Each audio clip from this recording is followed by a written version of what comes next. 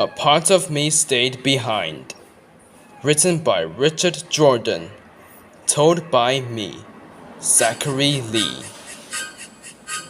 Date: Wednesday, 25th October 2023.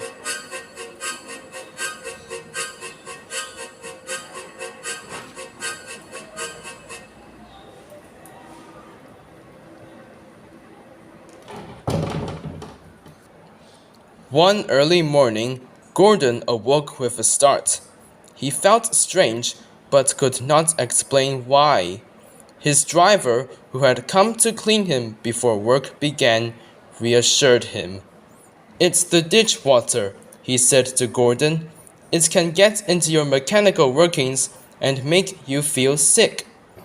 Gordon was satisfied with that explanation, but what was odd was that he couldn't remember falling into the ditch, even though it had recently happened. The memory was fuzzy at best. "I'm just exhausted from pulling the express so well," he chuckled to himself, and fell back into an uneasy sleep. He dreamt of vague images, those of a mine and of darkness below. In these images, he felt apart from himself, as if viewing the events from above. He couldn't see anything clearly, but he felt strongly that these memories didn't belong to him. Later that morning, Gordon sleepily brought his train to the junction. Thomas, who looked equally tired, greeted him with a smile. "Long night?" Thomas asked.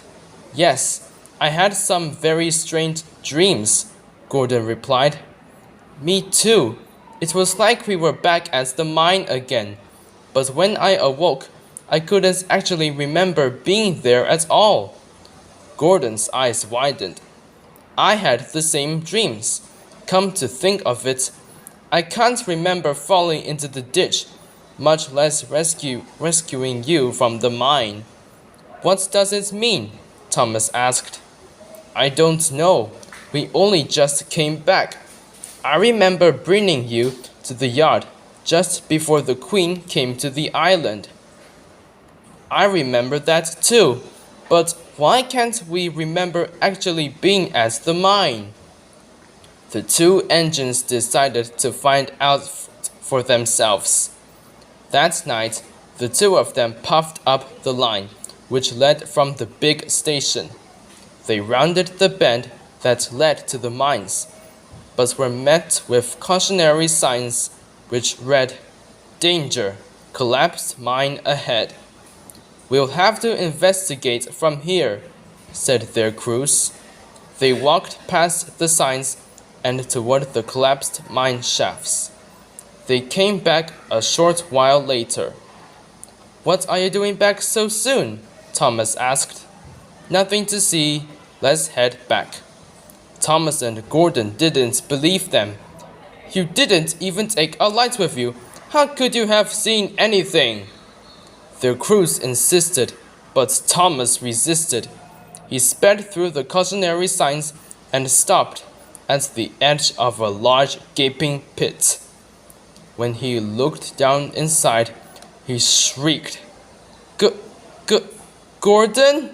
Thomas called, tears welling in his eyes. In the pit were two mangled engines. One looked exactly like Gordon, and the other like Thomas.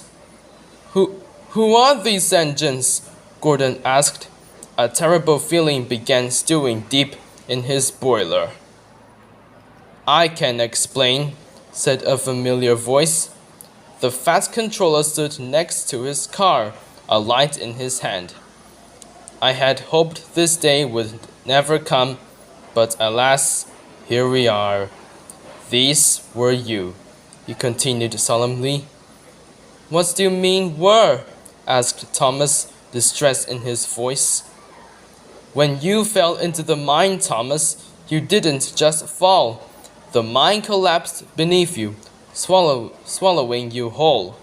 We tried bringing Gordon, our strongest engine, to lift you out with a pulley system, but we misjudged how hollow the shaft was, and he, too, fell into the growing chasm beneath the ground.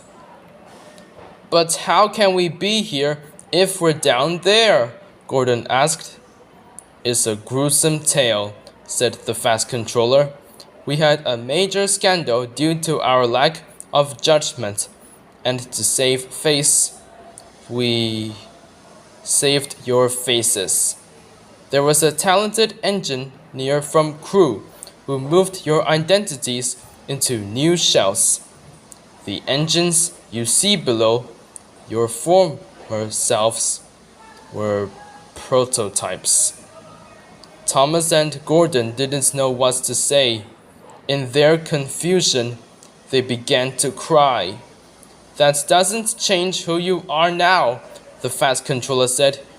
You've still two of my most useful engines. We gave you a second chance and avoided a scandal. We understand, Thomas said in a derisive tone. Soon after, the two engines slunk home, buffer to buffer. Everything felt familiar and foreign at the same time. They didn't feel whole anymore, knowing that a part of them was rotting away in the bowels of the mines. They only hoped that one day, many years from now, these memories would become fuzzy too. The end.